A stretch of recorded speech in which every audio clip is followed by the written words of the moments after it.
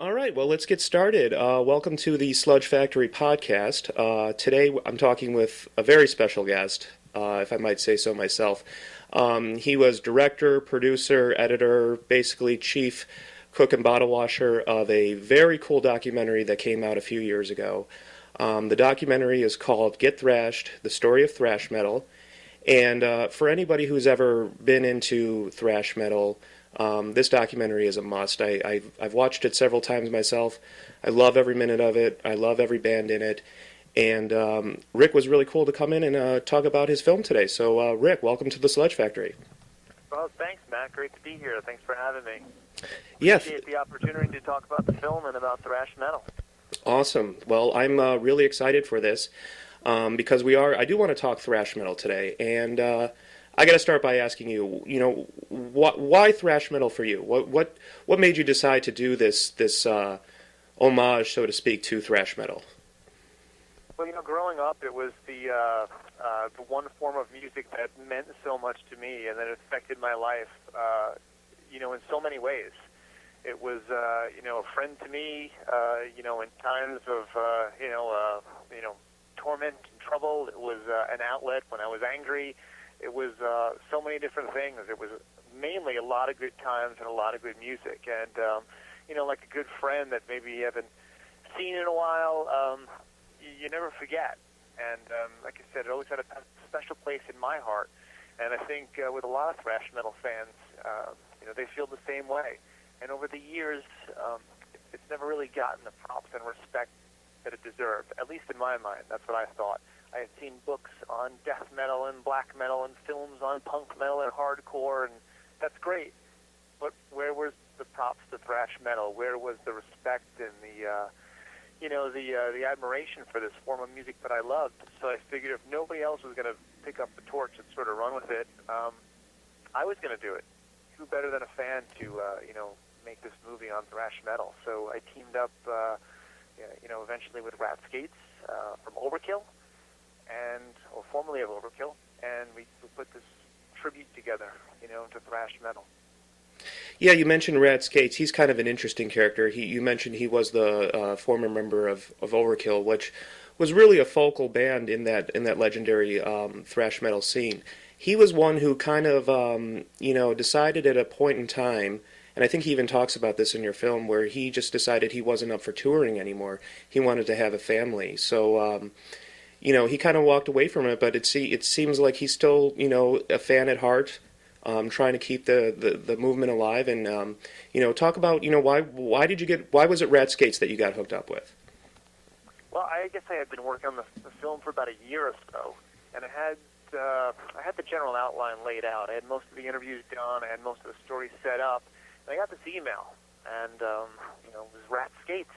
And he said, "I don't know if you'll know who I am." Of course, I know who you are. You're a huge thrash metal fan. You're Rat Skates, Overkill, founding drummer. Right. And basically, we just started talking at that point. I remember he asked, if he could help in any way, he'd love to be a part of it. And I said, I need a good lawyer, because we're going to have to clear a lot of music along the way. And obviously, he's not a lawyer, but he did graphic design, animation, editing, and cool. Video production. He was doing similar stuff to what I was doing, and I just thought it would be, great for us to hook up. Me as a, devoted fan, and him, obviously being somebody who was there at the beginning of this movement, really helped to, corroborate the story that I was putting together, and also gave like a different perspective.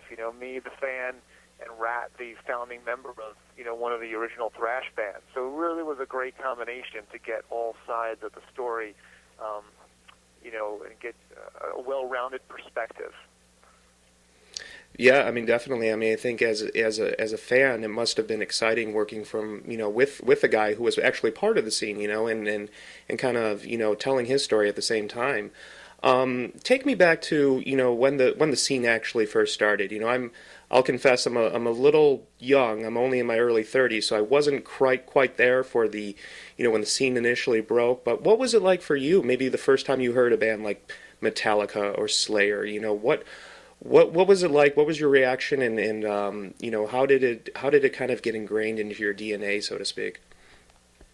I think I was pretty much the typical metalhead growing up. I started off with crazy kid across the street who loved heavy metal and loved rock, mainly rock, I guess, hard rock. And started out with introducing me to Black Sabbath and Iron Maiden, Judas Priest, AC/DC, and whatnot. And those were the bands that sort of were the gateways for me into hard rock and metal.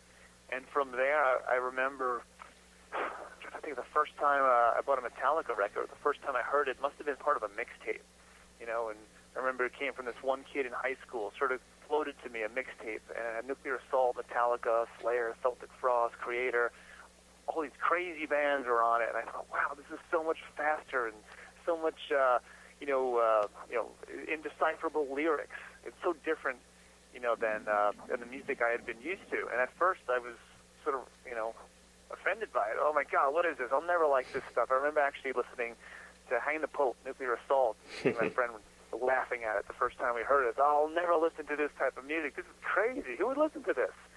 I think it took about a week, and I was like, wow, this is great stuff. This is, it took a minute for me to appreciate it, but it didn't take long. And, that was my introduction, like a mixtape that had all these bands on it. I thought it was fast and offensive at first, but within a week I was hooked on it, almost like an adrenaline junkie, this music was just so powerful, so fast, so energetic. It was fantastic, and that was my first introduction to it through mixtapes, tape trading. Yeah, I mean that's actually a big part of your film is the kind of the underground scene back then. I mean, this was pre-internet, pre-social networking, and that's kind of what kept the scene alive was the underground, the kids who were into it, the tape trading. I mean that was such a focal part of it. I mean, are you surprised that with such limited marketing, such limited radio play, basically being unknown, are you surprised that thrash took off as powerfully as it did? I think it's surprising that it took off, yeah. I mean, when you think about the effort it took to write letters, especially today, letters, and actually go to the mail and put something in an envelope and seal it, pay for postage and send it out. I mean, especially today when you think about how instantaneous it is with email and, instant messenger. It's remarkable to look back and see how thrash metal spread. So in one sense, yeah, it took a lot of effort to keep this going. But on the other side of it, it's not all that surprising when you look at the fans and how dedicated they are. I mean, if you took the internet away and instant messaging away and Facebook away, if you took that all away right now, I bet you heavy metal and thrash metal would still survive and thrive because the fans are so dedicated. They'll find a way to get their music, My favorite record store, Slip Disc, out on Long Island, it closed up a few years ago, but it's still, I use every breath in my body to find the new Forbidden when it comes out or the new Death Angel or whatnot. I mean, fans will find a way to get their hands on this stuff. So, yeah, it's remarkable that it spread the way it did with the technology, being so, primitive, so to speak. But at the same time, thrash fans and metal fans are so hardcore, they'll find a way. So in some sense, it's not that surprising. You always seek out your fellow thrash fan or fellow metal fan, and that may be at a show, that may be in your same town, your same community, or it may be halfway across the world, but there's this bond there that I think is unbreakable, and, we'll always find a way to get this music and to find other people who love this music, and I think that's what makes thrash metal, and heavy metal in general, pretty much, very special. Absolutely, I couldn't agree with you more, and as a matter of fact, that's kind of one of the things I'd like to talk about, on my show and on my site, is the fans, and not only the fans of heavy metal as a genre, but, the fans kind of as a community within the heavy metal genre, and it's like the spirit of, kind of being an outsider, kind of being underground, being different. That's kind of what it's all about, and you really get the sense from even listening to some of the interviews that you did with these bands that they thrived on that kind of sense of being an outsider and kind of doing something their own way and making it different and making it aggressive. And did you ever get a sense when you were talking to some of the guys? Was it kind of like us against the world sort of attitude with them? Absolutely, yeah. It definitely was us against the world. It definitely was an attitude that we're not like everybody else, and we don't want to be like everybody else. We're proud of the leather jackets and the long hair. And if anybody's got a problem with that, tough. You know, this is the music and scene that we love, and that's it. You know, so it definitely was us against the world, and it was a rallying cry. You know, when you're part of that scene, you're part of that, you know, somewhat small group of people that like this music that's so different than anything else. You know, certainly different than the mainstream stuff, and very different, at least for me, than and when I was in high school, than other kids were listening to. You know, the music that was popular then is totally different. You know, so when you find somebody else that listens to something similar, or, you know, somebody else who likes Metallica in your school, that's huge. You know, that's a huge, you know, deal when you're growing up. It's important, and it definitely was us against the world, and the bands definitely had that same mentality. Absolutely. All right, Rick. You know, for some of the people that might be listening that might not necessarily know what thrash metal is, I hope there aren't too many people, you know, but my mom likes to check in every now and then. So, you know, for my mom, what is thrash metal? How would you describe it? I think thrash metal was basically an extension of heavy metal, and you take a little bit of heavy metal, throw a little bit of punk in there, throw a little bit of hardcore in there, and that essentially would get you pretty close to what thrash metal is. You know, it's a little bit of all three. So if you take a pot, stir it up, you know, you'd get thrash if you took punk, hardcore, and straight up heavy metal and mix them together. And I think Rat said at one point that thrash metal took the most extreme turn that heavy metal had taken, you know, certainly to that point, and probably to this day. When you think about heavy metal and how it evolves, you want to start off with, you know, Steppenwolf, even going back that far, and, you know, Led Zeppelin and whatnot.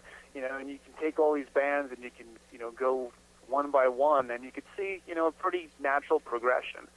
But then when you get from even Judas Priest and you go to Metallica, there's a pretty sharp turn there. And I think that's another way to look at thrash metal, as being the sharpest turn in the family tree of heavy metal. So a couple of ways to look at it. Yeah, you also you hear a lot of these bands mention, you know, groups like Venom, you know, who were playing faster and nastier than just about everybody else. I mean, I more so than any other band, I think I hear the roots of thrash metal in a band like Venom. You know, was that, Sure. you know, I mean, a lot of the bands that you talk to reference them. You know, how important are they to the contribution of heavy metal in general, but specifically thrash metal? Oh, Venom was very, very important. You know, they're probably the example I should have used when you go from Judas Priest to what's next. When you go to thrash metal, look at Venom. You know, that's a pretty sharp turn from the straight-up heavy metal that was going on back then. And, you know, Venom, for all their, you know, limited abilities in terms of playing, you know, they set the mold in terms of ferocity and power and speed and just being able to scare people. You know, I mean, when you look at every single thrash band that came after them, you know, there's a little bit of Venom in there. You know, so they inspired everybody from Metallica to Slayer, Megadeth, you know, countless. So they're huge, very, very important. I think probably the first two bands that you can, it's hard to say who's first. You can never really say who's first, but if you want to at least attempt that, you probably want to start with Venom and Motorhead. You know, those are probably the two bands, at least, that influenced, you know, more thrash bands that came after them than all the others. You know, there are probably other bands that came around the same time as Motorhead and Venom, but when you think of the influence, and you think of all these younger thrash bands that came afterwards and who they listened to and who they were influenced by, I think you probably would be able to say that Venom and Motorhead were the two common denominators in all of them, whether it's Metallica, Megadeth, Anthrax, Slayer, Exodus. I think it's safe to say those two bands influenced all of the thrash bands. Yeah, I couldn't agree with you more. And it's cool for me, you know, like I said, I'm a little younger, so I didn't, you know, I grew up with bands like Metallica and Megadeth, but I didn't necessarily know about bands like Venom until after, you know, I had been kind of well ensconced in, you know, in the you know, the thrash metal bands from the 80s and the 90s, and you know, going back and listening to some of those Venom records, it's like, wow, what was I missing this whole time? It's like, yes, this has to be a part of my musical DNA as well, because this is where it all started. I mean, you can definitely hear it in those types of bands, and I think it's cool that the bands that are still around today never hesitate to kind of drop that reference, you know, drop that respect to where it all started. That's really important. If you're a thrash metal band, that's one thing you can never ever forget. It's very important to always pay respect to your influences and where you came from. That's very, very important, not just to those bands, but to the fans. They can see that, and it's important. It's almost like respecting your elders. Absolutely. I think heavy metal and thrash metal, that's a tradition that's certainly upheld, much more than many other genres of music. Absolutely. All right, so let's get a little bit back into the history of thrash metal. Of course, everybody knows that thrash metal got really big in the early '80s. Around the San Francisco, Los Angeles area. Was it Metallica that kind of started that this new wave of thrash metal, this new sound that people hadn't heard yet? You always run into that, sometimes trouble of who started it. And again, it's tough to say definitively who started it. But I think, if you ask most of the bands, and I did ask most of the bands that we interviewed about Metallica, I think they were the first ones to get it right. That thrash sound that we're so familiar with, they were probably the first ones to get it right. Whether it's Exodus, or other thrash bands like Anthrax, Metallica really were the first band to put all the pieces of the puzzle together: the heavy metal, the punk, the speed, and the ability to play this stuff. They were the ones that put it all together and made everybody take notice. And I think Gene Hoglan from Dark Angel says it in the film. They were the first guys that actually made other bands around them better, because bands like Anthrax and maybe Overkill and Slayer looked and said, "Wow, look what they're doing. We can do that. Let's play faster. Let's play heavier." So I think that's another theme and common denominator that I found when I was interviewing all these bands, is that Metallica may not have been a band first, but they certainly were one of the first bands, if not the first band, to put it all together in a way that we're familiar with thrash metal these days. That's Still there? Yeah. Oh no, I'm sorry. I'm just taking it all in. I'm sorry. Hung up on me. No. I love it. Like I said, I love hearing stories about the early days, and I love hearing about what other bands have to say. It just and again, I think if you've seen the documentary, Gene Hoglan probably sums it up best. There might have been bands that were doing heavy metal before Metallica, but Metallica was the first band that really put all the pieces together and got it right. Slayer was a cover band playing Judas Priest covers before they became the Slayer that we know them today. Anthrax were nothing like the thrash band that they became when they first started out. So, and even Exodus, if you look at or listen to the Whipping Queen demo that they put out early on, it's very, very different than Bonded by Blood. So, again, I would have to agree with most of the bands in the film I interview with. Metallica was the first one to put all these pieces together. Sure. So famously, Metallica had their ups and downs. Early on in their career, of course, everybody knows the story about Dave Mustaine, their original guitar player, responsible for a lot of the classic songs on their first album, Kill 'Em All. He gets kicked out of the band, and he decides to kind of fuel his career based on his vengeance again, that he wanted to, bestow upon Metallica. One of the things that I just really found fascinating was, the discussions about that. His kind of aggressive nature, spurring on Megadeth, and not only that, but maybe making some of those other bands, want to work harder, as you said earlier. I think it was Scott Ian from Anthrax who once said it. Perhaps if there's no Mustaine, there might not be any thrash metal scene. Do you agree with that? I do. I think Dave has some of the best lines in the movie. In the sense Absolutely. that, from a filmmaker's perspective, he dares to say things that some people may not agree with, but he'll say them. Dave will speak his mind. And in that sense, when we took this film to film festivals and screenings, he always got a response, a reaction. When Dave came up on screen and said something, people reacted one way or the other. They agreed, they disagreed, they cheered, they booed. I think the moment that it became clear to me that Dave wasn't just, bragging, but was actually telling the truth, was I was sitting in London at the premiere. This was back in 2006. And we had a film premiere in London. I was sitting next to Malcolm Dome, a famous journalist.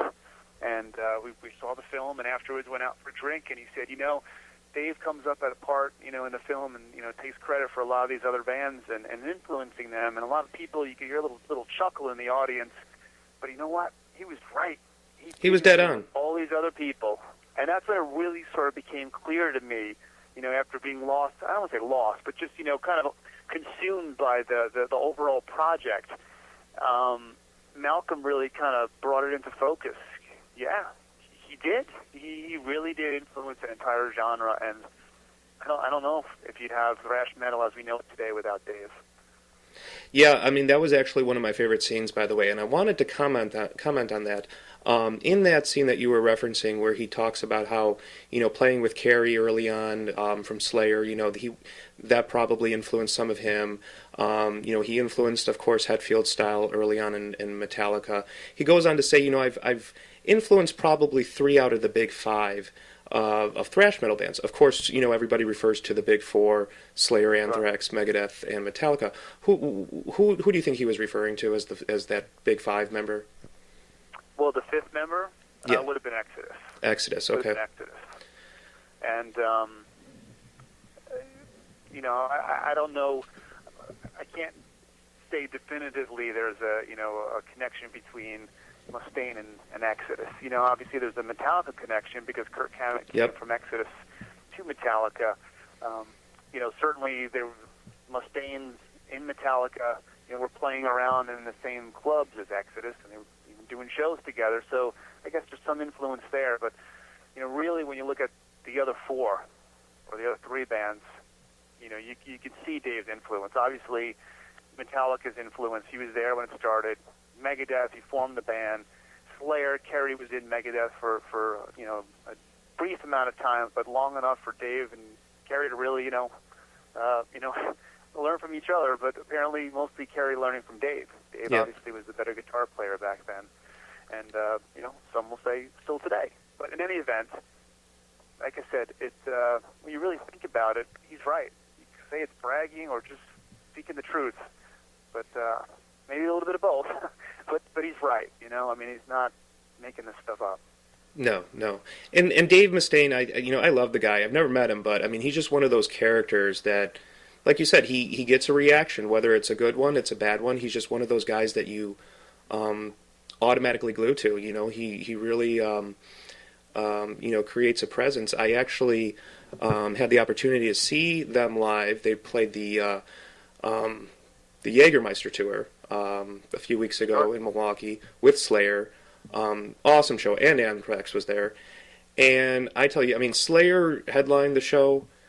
That place went insane when Slayer played, of course, but nobody got a bigger reaction when he came out on stage than Dave Mustaine. I mean, the fans just, love him or hate him. I mean, he's that guy that everybody kind of idolizes as this rock legend, and I think he's great for metal. I think if you ever had to, pinpoint one guy who defined thrash, throw up a picture of him or throw up, a solo or a riff. If you ever had to point to one guy and say, that's thrash, it's probably Dave. Out of everybody else, he epitomizes thrash metal.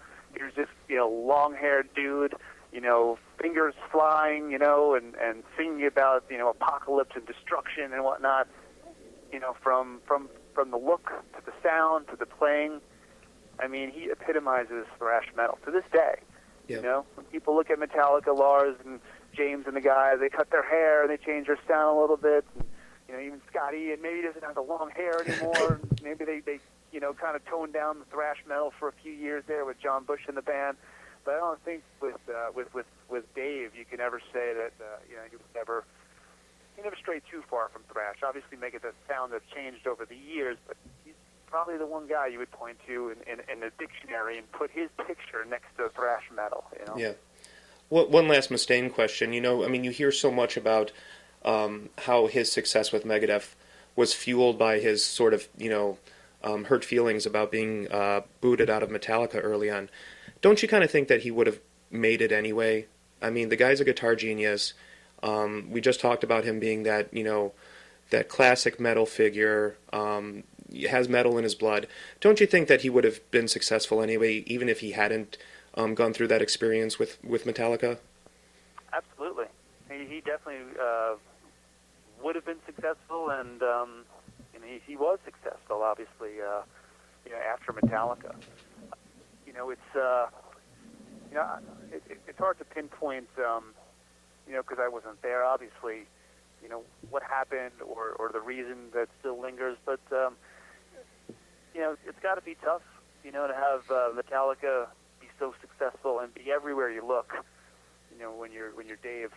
And, that was the band that, you were there in the beginning, Yeah. I think I don't know if you've read Dave's book, but I think there's a line at the end or a story at the end where he's sitting down watching a movie. I think it was a Will Ferrell movie. Some movie executives had invited him to come in and check out the film, and they wanted him to provide some music. And he's sitting there with his assistants watching the film, and the guy leans over and says, "Okay, coming up, this is the part we want you to write for this part right here, something that sounds like this." And the music that they used as like the rough track, just as a placement, was Metallica. Oh. So, in the book, Dave laughs, and if you're a thrash metal fan and you know the background of the story, I guess you got to smile too. Yeah. That pretty much sums it up, Yeah. So go out and check out Dave's book. A lot of good stories and information in there, and that's one that I remember at the end of the book. Yeah, I mean, you mentioned the book. I'm actually waiting on that. That's going to be definitely a good read. I mean, it's Mustaine. The ending for you then. No. I'm, you can't get enough of the guy. That's all I can say.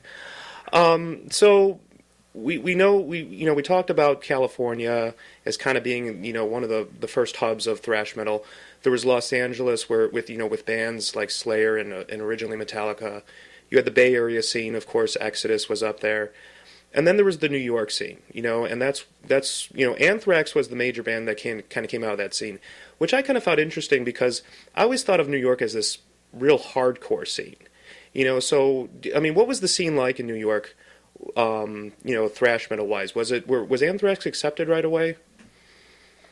Well, in the beginning, Anthrax were a very different band. They weren't the thrash band that we came to know them, and I'd be honest with you, I didn't see them in the early days before they became, the Anthrax we all know and love today. But they were definitely more a straightforward metal band, and you could hear that on their first album, Fistful of Metal, and being a little bit more metal than thrash at that point. But in New York, Anthrax were the band. They were accepted, pretty much from my memory from the get-go. There was never any issue with those guys trying to fit in. They were one of the first thrash bands in New York that were able to put it together. And some of that may have come from, sharing a rehearsal space with Metallica, in Jamaica, New York, and seeing those guys play. Certainly some of that rubbed off a little bit. But they were the biggest band, thrash band in New York. And I don't remember ever going to a show and, them having a problem with the crowd. It was their home territory. It was their home turf. People loved them, and they were on fire. The first 3-4 albums were just undeniable. So even to this day, when they play New York, they get an amazing response, and there's a tremendous amount of respect for Anthrax, especially in New York. It's where they're from. They grew up here. Yeah. So they were they were sort of our champions. When you think of all the different territories and all the different bands, coming out of the different cities and the different countries. And New York had Anthrax and Overkill. New York, New Jersey had Anthrax and Overkill. And those were our stars, and we were proud of them, and, we rooted hard for them. And to this day, I have people that, get upset when Overkill is not mentioned in the same breath as, the Big Five, or if you want to expand to, the Big 6, 7, 8, or 9, whatever that is. But, Testament, Death Angel, Yep. Overkill should be included in there as well. And, we felt strongly about those bands. The scene was amazing. it was a really special time. You know, you throw Nuclear Assault in there as well, and Whiplash, and they never disappointed. You know, I remember going to shows and seeing these bands countless times at Lemoore, Brooklyn, Sundance, out on Long Island, in the city, New York City, and it just was, I mean, bodies flying everywhere, hair flying everywhere, Sure. that energy, excitement, it just being a part of something so new and so fresh, so cutting edge. It was very, very exciting. And, you know, there were moments that I wish I could go out to San Francisco, you know, and see what the scene was like out there, because here in New York, as a, you know, 15, 16-year-old kid at the time, I wasn't able to get on a plane and go anywhere Sure. to see, you know, these other scenes, but you could read about them in Metal Forces magazine and Kerrang and whatnot, and they would just seem so incredible. And you wondered, you know, over in San Francisco, were they reading about our scene here in New York and thinking, wow, if I could only get to New York to, you know, get to a show and see Anthrax at Overkill. Yeah. I think to a certain extent that they were. We were all curious about the other people's scenes, and it was fun, man. It was a lot of fun. It was a really cool time. And one of the coolest things was, without the internet, you would see these bands, and you would see them fresh. You know, you hadn't seen a clip on YouTube, so you would see what they sound like or how they act, or, you know, whether they run around or stand still on stage. You had no idea. You know, you could Right. hear from other fans that maybe had seen them before, but showing up was sort of like unwrapping a Christmas present, you know, under the tree, you know, on Christmas morning. You know, you go to a show, you don't know what you're going to get, and there was this totally different level of excitement in my mind when you went to see bands, not knowing what to expect, because you couldn't see them on YouTube. Right. And It's totally different today. Yeah, absolutely. I mean, it must have been. I mean, I pretty much grew up in an age when, you know, information about bands was readily accessible. Yeah. And, you know, I like hearing about that underground scene when it was truly underground, and you didn't know what you were getting, and you had to take a risk sometime on a band that you didn't know about. But all of a sudden, you'd find that, you know, diamond in the rough, and it was like, wow, you know, look what I have, you know. And it was like that with albums too. On Tuesday, you know, when new records came out, you'd run down to the store, you'd pick up, you know, whatever new records you were interested in, you know, whether it's New Overkill or the New Testament or whatnot. And you know, there was no leaks back then. You know, it was very difficult, you know, to get music in advance of it coming out. It wasn't spread as easily as it is today, obviously. So even with new music coming out, it was really just so cool to be so excited, you know, not knowing what you're going to get once the needle hits the record. You know, Right. That sounds funny, right? Needle hitting the record. But it really was. From the concerts to the new releases, there was this unbelievable amount of excitement for me and for most of my fans that were fans that were fans of thrash metal. It was the same level of excitement. We would all go down to the store on Tuesday and buy whatever was new in the store and race home and listen to it. And you know, some of us preferred cassettes, and they had an advantage because they could just pop it in the car and, you know, listen to it on the way home, whereas I had to go home and put it on the record player. But it was a fun time, exciting, and you know, I was glad to have experienced it and gone through it. Very cool. You mentioned Lemore's earlier. I just found out we're soon going to see a new book about Lemore's coming out. Yeah, I saw that too. Yeah, I mean, talk about Lemore's for a little bit, because I mean that's a big part of your film as well, and it just seemed like such a mecca for what was happening. You know, what was the atmosphere like there, and why were the bands so well accepted at that club? Well, Lemoore was one of the first and only places, you know, for a time in New York that would allow metal bands to play, metal bands that were playing original songs, you know, not necessarily covers all night. You know, they'd take a chance on a young Anthrax or a young Overkill or a young Whiplash. These bands that were playing this crazy music that were just getting started, you know, they were the ones that would take a chance. You know, they, you know, I guess didn't fear that the club would get destroyed. They weren't afraid of the music, whether it be the speed, the power, the aggression, or sometimes satanic overtones, undertones. Right. They were pretty ballsy in their booking, and they catered to a specific crowd, and that crowd supported the scene, and Lemore's, you know, in return booked the bands and brought them in. And, you know, pretty much every Friday and Saturday night, and even during the week, you could go there and check out a show. there's a commercial in the film from L'Amour from back in the day. Yep. And it's just amazing. You look at the bands that are playing, and like Celtic Frost and Running Wild on Tuesday night, and on Wednesday night it's the Ramones and somebody else, and on Thursday night it's Anthrax. It's insane to think about, the shows they had there, and how they supported the scene, because for the most part, there weren't like after metal, sort of made it big in the early to mid '80s. There weren't any more disco nights going on there. Metal just took over that place, and it really became the rock capital of Brooklyn. It wasn't in a great neighborhood, and most clubs that entertain thrash bands or extreme music and draw this type of crowd, I find that they usually aren't in good neighborhoods. So Lemoore was definitely in a bad neighborhood, and I had lots of friends that had their cars broken into there, but it was all worth it. It was all worth it to see these bands. And for the most part, it was one of the only places you could see bands coming from overseas: Destruction, Creator, Celtic Frost. You really couldn't see that anywhere else. I mean, even in New York City, we had a place called the Ritz, which is now Webster Hall, and we got to see bands there once in a while as well. But Lemoore's really was it. I mean, that became a famous club just because of all the great shows, and the bands would hang out there. Local bands would hang out there when they weren't playing. So, sort of pseudo-celebrities. Oh, we'll go to Lemoore's tonight, and, maybe Frank Bello from Anthrax will be there, or maybe Rat will be there, because everybody was part of that same community. Bands supporting each other, show up to each other's shows. Fans would support all these bands, so it was a good time. It was a good little club. Yeah, and you talk about the fans too. Forgive me, I can't remember the name of the group. The Militia. The Metal Militia, yeah, the Old Bridge Militia. Yes, the Old Bridge Militia. Yeah. One of my favorite stories in the documentary is I think it was Slayer. I don't know if it was at Lemoore's. It may have been another New York club, and they showed up, and the owner wasn't going to let them play.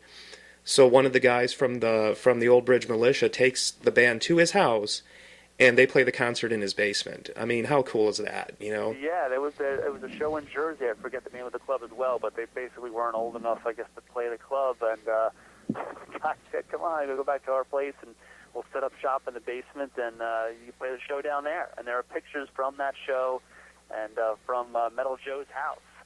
And those guys were probably the epitome of the hardcore, dedicated thrash metal fan. They were a little bit older than I was, and Metal Joe, the leader, so to speak, of that crew, had a house where the bands could stay when they came through. So whether it was Megadeth or Metallica or Slayer, they all knew about this group, this Old Bridge Militia from Old Bridge, New Jersey, and they relied on them to keep them, I won't say safe, to keep them sheltered and to keep them fed when they came through this area. They knew at least they had a place to stay. They had friends that would take them in. They had a bed to sleep in instead of having to sleep in the van.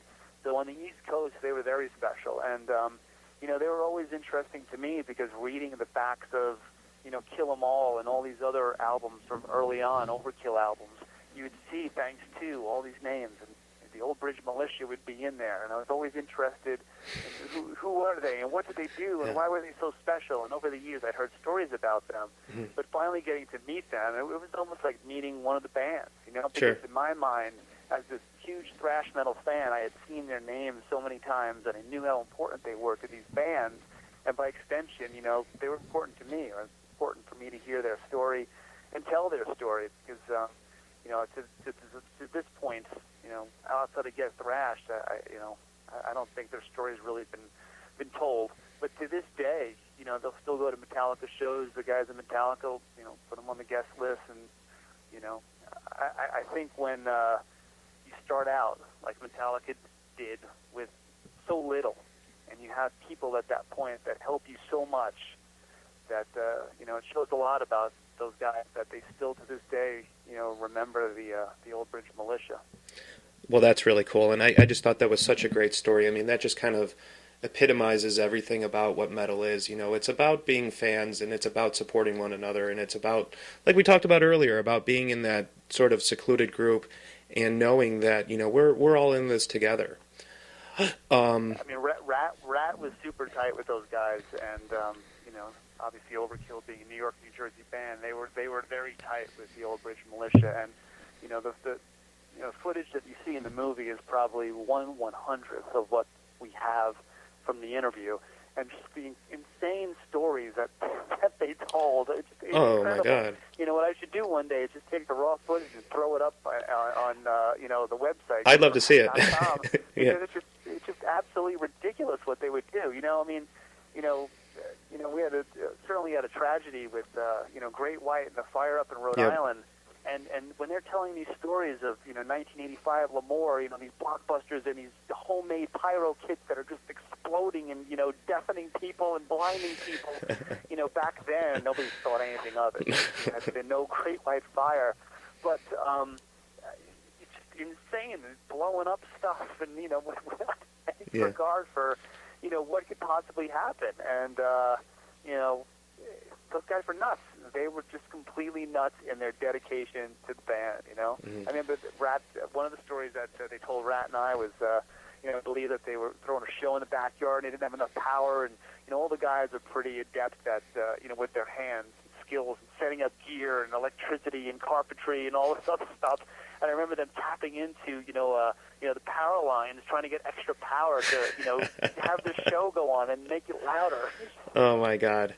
Beyond dedication. Yeah, I mean that's great thrash stuff. metal. That is, I mean that was, like I said, that was one of my favorite parts of the movie, and I think it was important to include. And I think it definitely would be cool to listen to some of those stories, because they were a part of it just as much as the bands were. We have to figure out what to do because there's so much. The film is 90 minutes, and there's bonus footage, which is about 80 or 90 minutes. And, I've got hundreds of tapes of interviews with all these bands and all these people that are in the movie, and so much great stuff on there. I have to figure out one of these days what to do.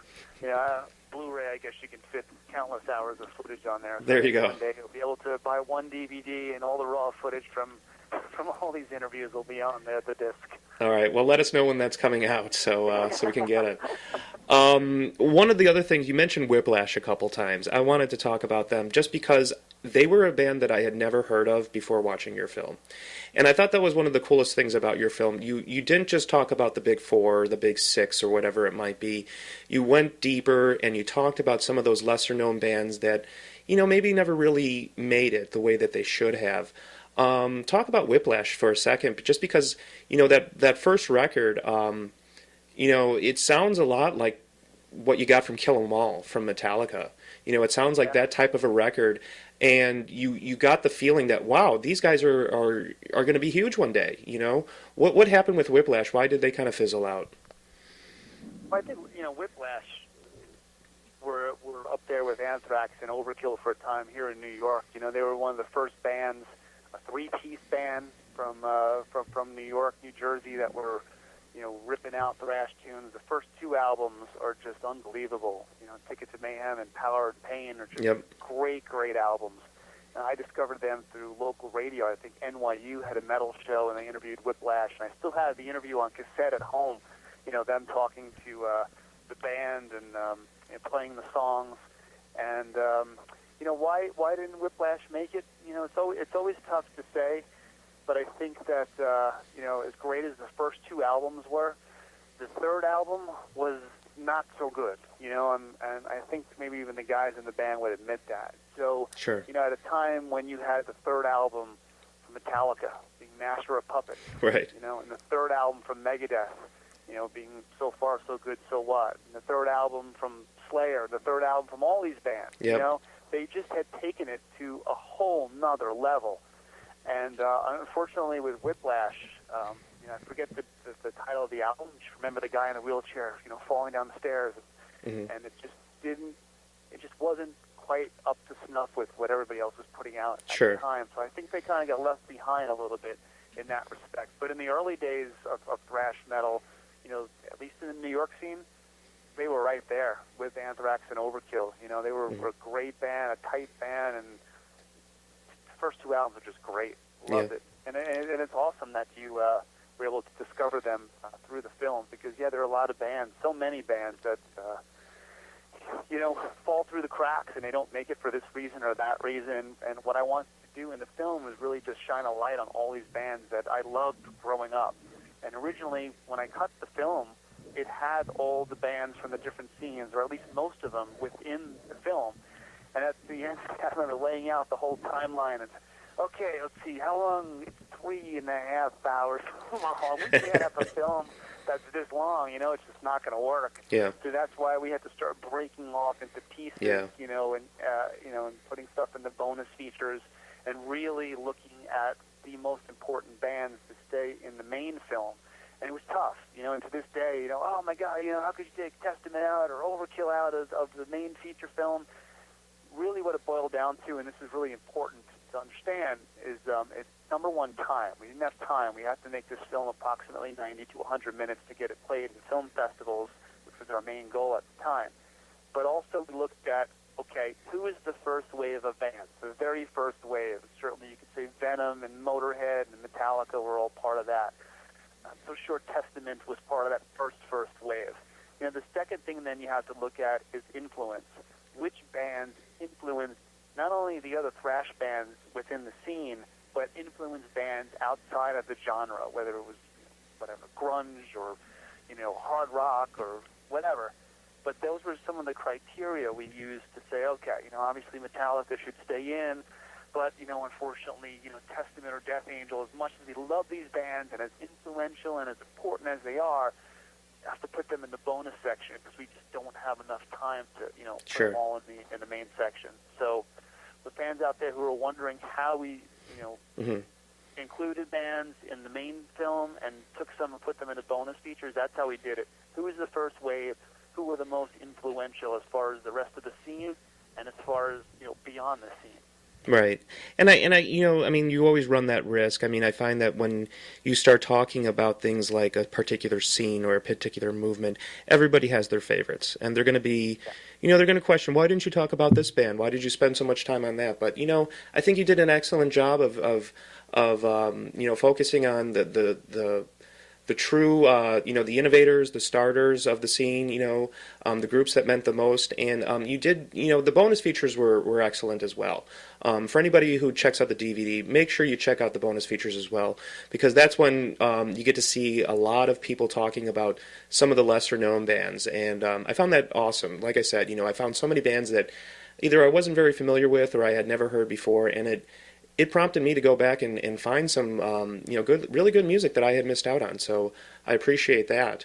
That's great. A lot of people say that about the bonus features. I'm glad everybody dug it because it was a labor of love. Again, all those bands were bands I just loved and just wanted to make sure that they got their time in the spotlight. So yeah. Cool. The other thing was the soundtrack. Now I'm guessing you probably had a hard time using a lot of the music from some of the, more well-known bands. The soundtrack features a lot of lesser-known thrash bands, but it's still excellent. As a matter of fact, I don't know if you remember this. A couple years ago, after I had seen the soundtrack, I emailed you because I had to know what one of the bands was, and within an hour, you responded back with the full soundtrack listing, all these awesome thrash metal bands. I think a lot of them were local and very, very cool stuff. Talk about where, how did you put the soundtrack together? Where did you find some of these bands? Well, first and foremost, obviously it was important to have music by Metallica, Megadeth, Exodus. I don't think without the cooperation of those bands and the labels and the publishers that it would have been possible. And it wasn't easy to make that happen, but fortunately all the bands, eventually came on board and we were able to use all the songs that we wanted to use. In terms of the unknown bands, we knew that we could not do wall-to-wall music from the bands that we all grew up and know and love and were signed to labels. It just was not financially possible to make that happen. So what we wanted to do is, number one, introduce some new bands in the film, and number two, we wanted to make sure that these new bands sort of fit the mold and fit the genre, and they could carry us from, maybe there would be a small section in the Metallica piece where we needed a little piece of music to bridge from one Metallica song to the next. And, we wanted bands that sounded, thrash. And really it was an open call sort of on the GetThrash.com website. At the time, our super webmaster, Doug Sexton, and super fan Doug Sexton was doing the site. And, the two of us, solicited on the website I don't think we even had a Facebook or a MySpace account at that point. Sure. And, people started contacting me, and they'd send me MP3s, and, if it sounded like it could work, I'd ask to hear a little bit more. Some of the bands were local, and, I went to check them out. But I think some of the coolest things were, for me personally, I grew up with this band Cronin. They were the local band, and played down the block every night at the small little club, and sometimes they'd play thrash metal covers, and sometimes they'd play their original material. And I'm sure every thrash fan has that one thrash metal super local band that they never made it, but in your little town, they were huge, man. You couldn't wait to go see them. And for me, that band was Cronin, and they never made it, but I was able to find the singer of the band, reconnect with him, and basically get tons of material from them, and they allowed me to use that in the film. So that was really important to me, to go back to my roots, my basic roots of the local, hyper-local band, and get them involved in the film. And unfortunately, I couldn't find, the 2 or 3 other hyper-local, big-name bands to get their music in the piece as well. But, that was probably one of the highlights for me, on a personal level, to be able to find the local band that I loved so much growing up and use their music in the piece. But for the most part, it came through the website. People got word that we were looking for music. People would just submit without even us asking. At a certain point, we thought we had enough, so we, took the posting down. Bands would just submit music and say, hey, if you guys think you want to use this in the film, check it out. Go ahead. Hope you dig it. And through that process, we found a bunch of bands that to this day I still love. There's a band on there called Osmium that were from the Bay Area that are awesome. I don't even think you can get the CD because they broke up, but I don't know if the website is up and running. But man, what a great band. Yeah. Sepultura meets Pantera meets Slayer. Yeah. It's hard to go wrong with that combination, and that would be probably the one local band I would say check out if you're into thrash metal. Yeah, it was pretty much, all done through the website.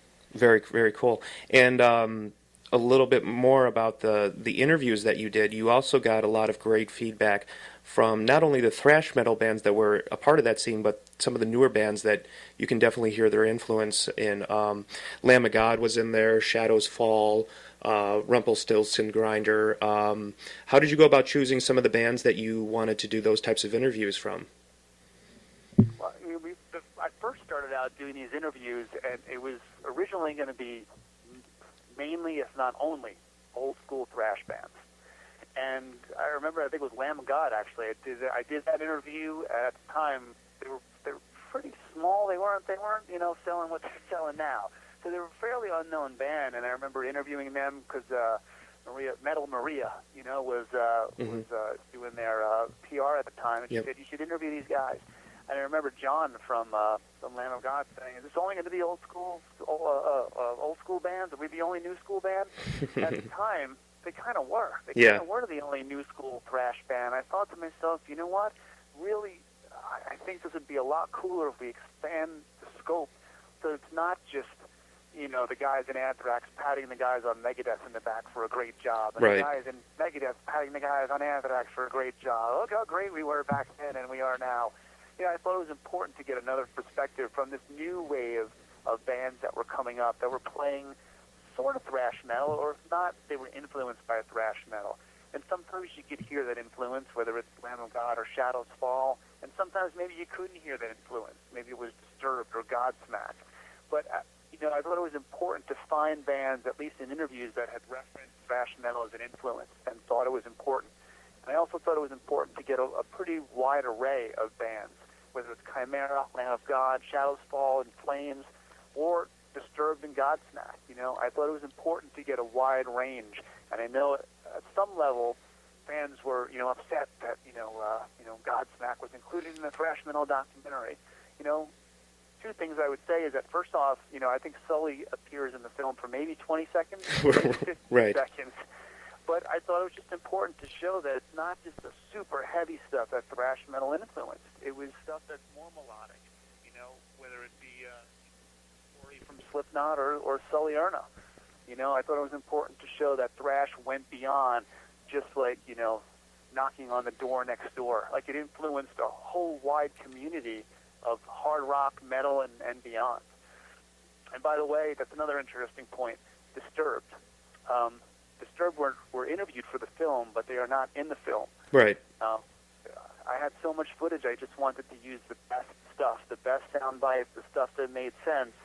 And although the Disturbed interview was a good interview, it just didn't sort of fit with what we were putting together. So they actually were one of the bands that didn't make the film, and it wasn't for any other reason than it just didn't work into the storyline. Well, I think everything that you did include worked very well, and it was great to see some of those bands, reaction to the influence that they had, with the thrash metal scene. That's one of the things I love hearing about is hearing other bands talk about the bands that influenced them, the bands that meant so much to them, because I think at heart, we're all still fans, no matter how big bands like Metallica get, or bands like that. They're still going to be fans of somebody, and I really dig it when I can just kind of listen to them talk about that. We're trying to put together some feature shows in the next year or so where we talk about bands that have meant so much to the metal scene. Can you talk about Slayer for a little bit? Slayer is definitely one of the bands that we want to include. Slayer, quite honestly, scared the shit out of me Right. when I first heard them and first saw them. The first time somebody played Slayer for me, probably was Hell Awaits, and hearing the beginning of that and thinking there's some backward messages in there, and oh my God, these guys are satanic, and once I got over that, I got past that, and okay, I mean, nowadays it probably seems, pretty comical and trivial when you look at those early Slayer records. You see the satanic outfits and the upside down crosses and whatnot. But back then, it actually was pretty scary to somebody who was coming from a more straightforward hard rock background. So you had that was the first, my first memory of Slayer, heavy and scary. And then the other memory was I remember they played, the first time I saw them, they played at the Felt Forum here in New York City with Danzig opening up. And I remember being just totally scared going in, thinking we're all going to die. They're not checking anybody, and it's Slayer, And by the end of the show, the people had ripped up all the seats, and there's a famous show, there's even footage on YouTube you can find of just seats flying everywhere. Them having to stop the show because the people down in front were just getting crushed by the moshing hordes, and it was everything that I expected a Slayer show to be in terms of, excitement, danger, and, being a little anxious, oh my God, Slayer for the first time. And again, as I referenced earlier, one of the things that was so cool about seeing Slayer for the first time is you couldn't see them on YouTube, you couldn't see them anywhere else, so it was kind of scary going to see them. You didn't know what to expect. Yeah. You didn't know if you were going to live or die. Yeah, I mean, I definitely had a similar experience. I grew up mostly in the in the 80s and the 90s, and I was scared to death of Slayer myself. And I had never heard their music before. I just knew that they were a scary band. Oh, they must be devil worshippers or Satanists or whatever. So it was kind of that trepidation. And then when I finally got into it, it was like, yes, I mean that's the music I like. That's fucking awesome, and I've been hooked ever since, and I mentioned earlier, I just saw Slayer like 3 weeks ago, and there were 4,000 kids there who felt exactly the same way that I do. Why are Slayer fans just the most insane, diehard, loyal fans out there? I think Slayer fans are probably the most diehard and loyal because Slayer, above all other bands, all other thrash bands, are the one band that have never changed their sound. If you look at the first album and the last album, there's a difference. You can tell there's been an evolution, but it's minimal in terms of the speed, the ferocity, and the heaviness of the music. You had bands like Metallica and Megadeth and Testament even that branched out, and they had ballads. They had songs that were more mainstream. They hit the Billboard charts with these more mainstream approaches. Slayer never did that. Slayer was always just balls out heavy, and I think the fans have always appreciated that, and in a diehard way. They are thankful that the one thing they can always count on is a Slayer record that is just going to rip your face off when it comes out. Yeah. And I think that's part of why they have created this insanely loyal fan base, because they have been true to their music and true to their fans. But with what they've produced musically. There's a Henry Rollins joke that I just love. He says that, in between Slayer's albums, they actually are cryogenically frozen. And then they wake them up and tell them, "Hey, it's 1981 again." I agree with you. That's, they love that sound. I think a lot of people get angry with Metallica specifically for changing their sound, And I think there was even a period where in Megadeth's career where they were kind of making not as music that they were known for, and I think that turned a lot of people off. Slayer's never gone through that. Slayer's, had experimented a little bit, but never really strayed away from that true Slayer sound that they're known for. And I agree with you. I think that's what's made them a long-standing band and a very important band. I mean, it's hard to find a band today that says they weren't influenced in some way by Slayer, and I think that's awesome. One of my favorite lines in Get Thrashed is from John Zazula, formerly of Megaforce, and he says, "It was loud, it was scary, it was amazing, and if you were Satan, you were scared." And that was basically true. Going with Slayer show was all about just ferocity and danger. Yeah. It was great. Well, cool stuff. Thank you for talking about that. We definitely want to include Anytime. Yeah.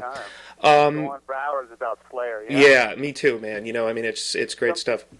Some people could relate to. There's a part where I think Brian Fair from Shadows Fall talks about, Slayer came on, and in their car they would start stage diving over the back seat. Yeah. And I could totally tell you that so many people have come up to me and said, "We used to do the same thing." Yeah. That was another favorite quote. I mean, I was just like, with me and my friends too, driving around when we were in high school and throwing on Megadeth, or something like that, and just getting crazy in the backseat of the car. It was, it brought back so many memories, and that was one of the things that I loved about it, is that I could relate to it. One other band, real quick. You don't have to spend too much time talking about this band. You did mention them briefly in your film. I understand that you talked about having to cut some stuff out. But for me, when I was in high school, it was all about Sepultura. I mean, every metalhead in my high school wore a Chaos AD or a Sepultura Rise T-shirt. How do you feel Sepultura? At least the early version of Sepultura with Max. How do you feel that they fit into the realm of the thrash metal influence? I mean, Sepultura are a great band and a hugely influential band. When you look at what they were able to do coming out of Brazil and touring the States and touring the world, they became, this worldwide force, by touring and just by creating great music. In the early days they didn't speak the language that well, but man, they could play, and they were just balls out heavy. I can remember seeing them on the Beneath the Remains tour and just being unbelievably blown away by what they were doing, musically and on stage. They were just, a lot of people talked about Slayer, and nobody could open for Slayer, especially back in the 80s. There were very few bands that could, and Sepultura would be one of the bands I would vote that could open for Slayer. Yep. If you take Sepultura on one of their early tours, with Max, I think they would be a band that would be able to hold up opening for Slayer. And for a non-metal fan, that may not sound like a compliment at all, but if you know anything about what it's like to open for Slayer, to say that Sepultura was the band that could open for Slayer and not have any problem, that's huge. Yep. And beyond just coming out of Brazil and being the biggest, thrash band out of Brazil, they were just an insanely great band. Chaos AD is one of the best thrash albums of all time. It's one of my favorite albums. I have the long sleeve Chaos AD shirt at home. Yep. I can still sort of squeeze into it. I only bust it out on special occasions because I don't want it to shrink or get ruined in the wash. Yeah, absolutely. But, I love Sepultura. The first, I don't know, first 1, 2, 3, 4, first 5 albums or so, all the way up to Roots. Everything with Max. You just can't go wrong. They evolved from album to album to album. It was always a little bit different. They always threw new sounds at you and new song structures and fantastic stuff, and stuff that stands the test of time today, all those albums, and stuff that was, for me, in a way, sort of the gateway to death metal. I would still consider Sepultura thrash. Yep. But they were right on the they were sort of, along with Death and Obituary, I always kind of like, had them in the same sort of playlist in my car. Yep. And in a weird way, and they were sort of my introduction, a sort of a little gateway to death metal. I agree with you. Same for me. I mean, Chaos AD is what made me want to go out and listen to, some heavier bands. It got me into Obituary, and then it got me into maybe a band like Cannibal Corpse. I mean, different types of music, but Sepultura kind of laid the groundwork. And I just love the band too, and I'm glad to hear people talk about them because. To a certain extent, I think they go underappreciated, they get forgotten about, because there were so many other huge bands at that time. And of course, the Sepultura today isn't the Sepultura of yesterday. So I it's... think that's probably, that's also probably part of the problem that, in the years since with, the new version of Sepultura, which changes pretty often, who are also really good live, but you've got Soulfly. It's sort of makes you forget a little bit about what Right. that original lineup did, and what those albums were, how special they were. And again, just going back to Sepultura being for me a little gateway to death metal. I know fans will say, "What about Possessed and what about Death?" Yeah. I was into those two bands, but it really was Sepultura that sort of brought me back and said, "Wow, this is heavy and this is cool, and the vocals are a little bit closer to what Death and Possessed are doing." So even though I was into death metal bands before I was into Sepultura, it really was Sepultura that I think sort of, heightened my awareness of like, wow, this sounds, kind of sort of almost like a step away from death metal here, and it sort of, it brought me back into that world, and in a sense, Yeah, excellent. I mean, I couldn't agree with you more. Very influential band, and it's, I mean, I think personally, I mean, just, I think the new version of Sepultura kind of at some point needs to change their name, don't you think? I mean, I know. Now it's a little. Yeah, I mean, I know that they're, Andreas is still the founding member, or one of the founding members. He still plays guitar, but it's not Sepultura anymore, and I think that's, I mean, that band probably isn't as successful as they could be because they're still attached to the Sepultura name. If they were under, if they were under a different name, you'd think it was the coolest shit in the world. Who is this new band? But that's my personal opinion, and I just I'm hoping and praying that one day they'll, kind of put differences aside and maybe do a reunion. Play some Arise or Chaos on stage. I think that'd be awesome. That'd be huge to get them together and make that happen. Yeah. That'd be huge. Okay, so, wrapping up on thrash metal, I mean, to me, thrash metal, it's one of the genres where you see, I think the bands are all survivors, you know what I mean? There haven't been too many deaths. I mean, of course, there was the Cliff Burton incident and Paul Bailoff from Exodus. There's been some other deaths, but, I mean, for the most part, these bands have stayed intact.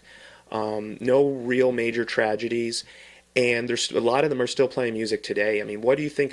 Why do you think thrash metal is about survival, and why do you think that these bands are able to stay relevant today? Well, I think there was definitely a time in the mid '90s when thrash, we didn't know if thrash was gonna survive. I remember being in the middle of this, and death metal had beaten thrash metal up on one end because it was heavier, and then grunge on the other side Right. had beaten it up because it was a little bit more melodic. So it was just getting hammered on all sides, and the fact that thrash metal and thrash metal bands were able to survive that really low time and come out of it, in 2002, 3, 4, and beyond, and in some cases bigger and better than ever. I think that all is a testament to, number one, the music and how great the music was, because if the music was shit, it would not stand the test of time, number one. And number two, it's a testament to the fans and how loyal they are and how important they are, because without the fans, obviously, you have no bands, you have no shows, you can't sell records. So I think it's just this, it's great music with great fans, and that combination has kept thrash metal alive. And I think moving forward, it's going to continue to survive because of great music and great fans. When you look at a thrash metal show today, you can go see Exodus, and you'll see the 40-year-old guys there that were around back in the day, and you'll also see 22-year-old kids. And some of those 22-year-old kids are in bands called Bonded by Blood, opening for Exodus. So it's amazing to see this sort of rejuvenation of the crowd. You've got the old school, but you've got the new school too. New school fans and new school bands. And that's what you need, because honestly, the older fans, they have families, and they may not be able to get out to shows, or maybe they don't buy as many CDs, but you've got this whole new wave of kids who love thrash metal and have found the music, and they've even found the damn high tops and the leather jackets and the denim backpack jackets too. Yep. It's just amazing. It's incredible that it's something that it's so special and so great to see. And if you're a fan of the scene and you've watched it and grown up with it, you just have to just stand up and applaud and smile because in some ways some things have changed, but in a lot of ways they haven't, and that's near and dear to my heart. Great stuff. What do you think about? There's kind of a thrash metal revival going on right now. You're even starting to hear thrash metal in other subgenres of metal. I'm starting to hear black metal bands that are playing thrash metal. Bands like Goatwhore and Skeleton Witch, who have a very thrashy sound, but they're mixing it with something new. Black metal vocals and death metal vocals. Are you into that kind of stuff? And what do you think about that in regards to kind of keeping thrash metal alive? I think I am into that stuff, but Skeleton Witch is a band that I definitely dig. A lot of the newer thrash influenced bands I love, because it's not that far away from, what I grew up on and the music I love most, thrash metal. And it certainly brings a smile to my face and a little, tear to my eye when I see the music that I love so much affect other people in a way that they would go out and incorporate it into, their life, their music. That's probably the ultimate compliment that you can pay to the work of anybody, whether it's, writing poetry or writing music, to be able to, be influenced and take that and incorporate it into something you're doing in a way that it's your own, but you can still hear that influence. It's very important. It's important to, us fans, and it's important really to the survival of the music because, you want as many people to hear this music, whether it be a band or a style of music, as possible. And I think it's great. And I think that while there were music that might be heavier than thrash metal, some people will say death metal and black metal and grindcore maybe are heavier than thrash metal. For me, thrash metal was the perfect mix of power, speed, aggressive, and also melodic. Songs that were good, songs that had choruses and had a structure, but could still be technical. I think it had a little bit of everything. When you look at forms of music that may be heavier or maybe softer, I don't think any of them can compare to thrash metal. So I think it's just natural, that bands like Goatwhore and Skeleton Witch would grab stuff from thrash metal and be influenced by it because it's got so much good stuff in it. Yeah. And it's so exciting. I mean, I feel the same way that you do. It's exciting because it's still, what you love, what's in your blood, but it's something new too that you can kind of. You don't always have to go back and listen to those old Slayer records. There's something new out there that you can listen to, and it's almost just as exciting, So I'm happy with it myself. Absolutely, there are definitely new school thrash metal bands that sound exactly like Slayer and Metallica did back in the day, and that's cool. But at a certain point, it gets a little boring because you've been there, done that. Right. It really is important and refreshing to see bands take that influence and then do something new with it. That's the most important part, I think, because if you're just going to, play covers of what, Slayer, Metallica, and Anthrax and Overkill did 20 years ago, that's not that exciting. But like you said, to take it, do something new and different, incorporate it, that's great, in a different way than the music lives on, and that's important. Yeah. What kind of summed it up for me, another quote from your movie, I think it was Brian from Shadows Fall. You were talking about, Peace Cells from Megadeth. Yeah. And his comment was, I don't even listen to that album that much anymore because it's ingrained in my DNA, And that's how I feel, too. It's like, I don't listen to Kill 'Em All that much anymore. I haven't turned on Master of Puppets in years. There's no reason to. I mean, I live and breathe that, That's part of who I am today, and it's just cool that other people feel the same way. Absolutely. Brian was one of the best spoken artists that we interviewed. He had so many great sound bites that you can relate to. Yeah. Whether it's it's in my DNA or the stage diving Yeah. on the attack speed.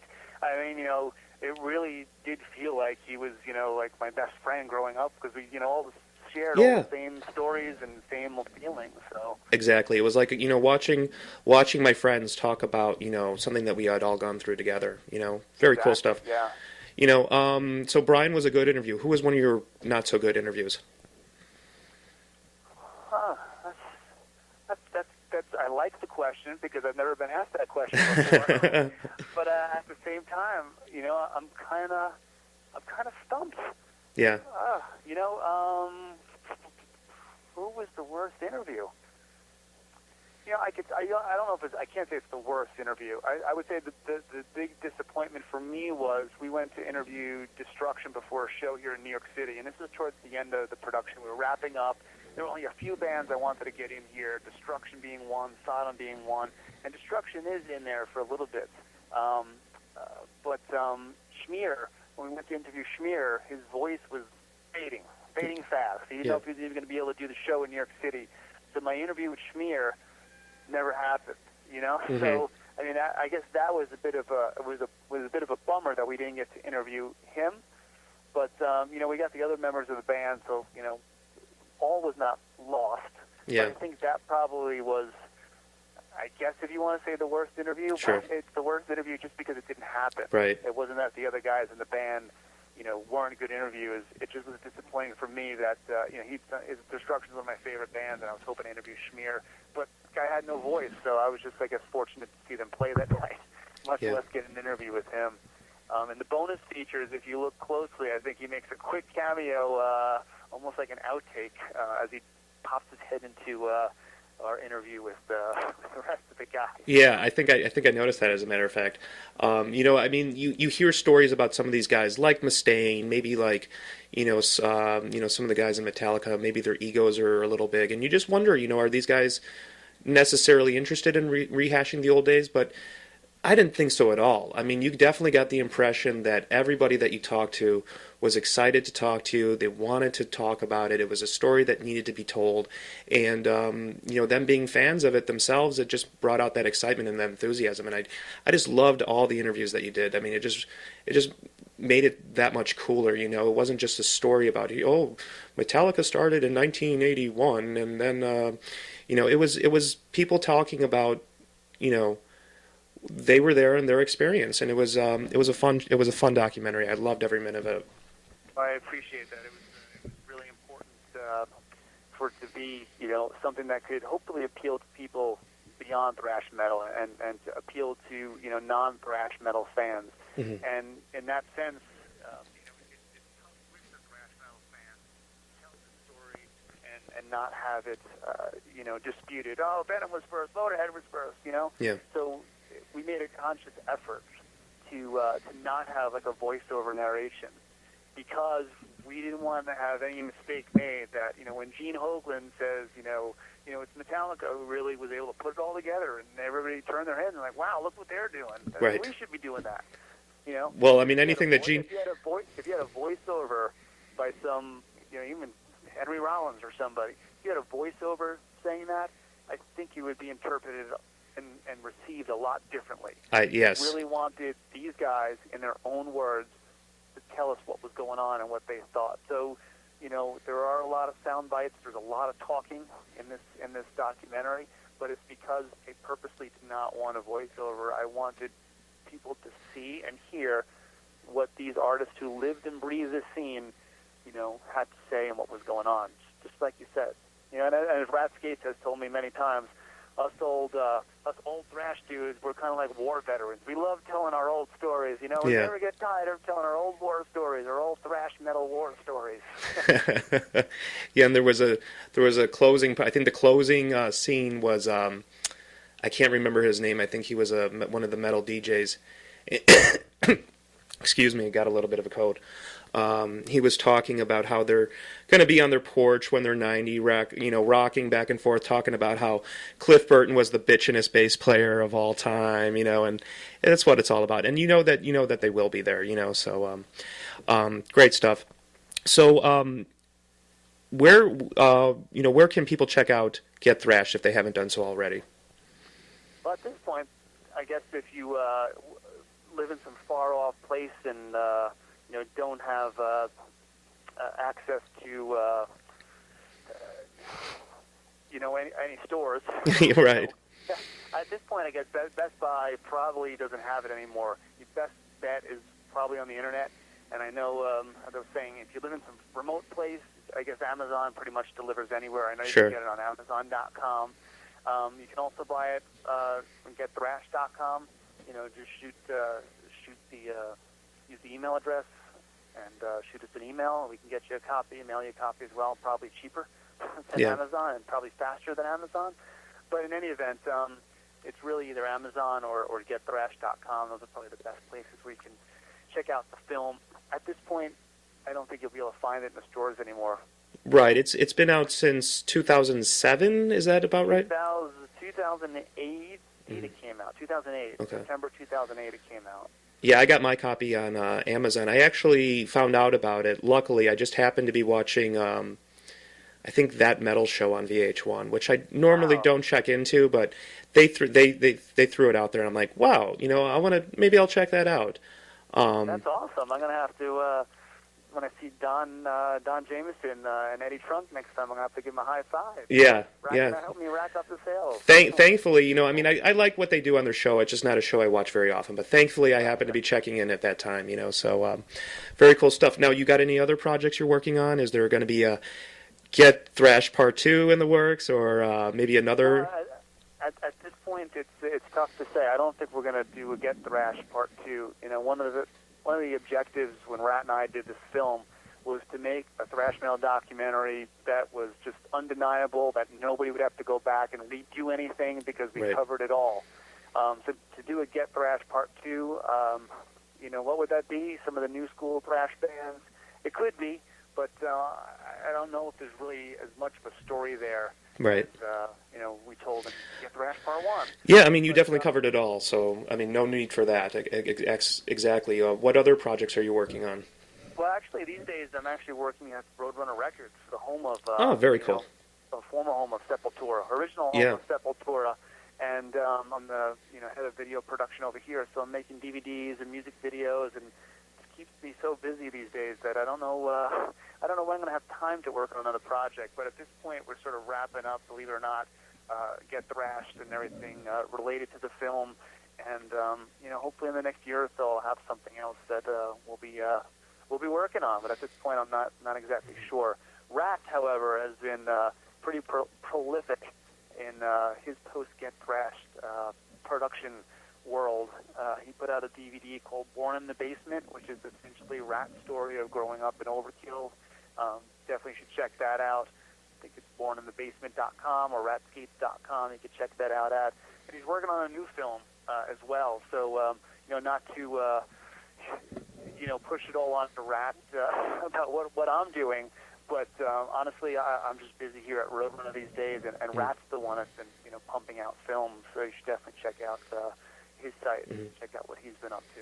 Well, that's very cool. And Roadrunner, by the way, is just a legendary label. Of course, Roadrunner is one of those labels that was responsible for the underground scene in the early days, and just have so much respect for them and what they do and the quality of bands that they put out on their label. So, this is probably the only label I would work at. I spent a lot of time at MTV producing and writing and directing over there, including the first Headbangers Ball I was a part of, and then the last version of it that's, I guess, still on the air.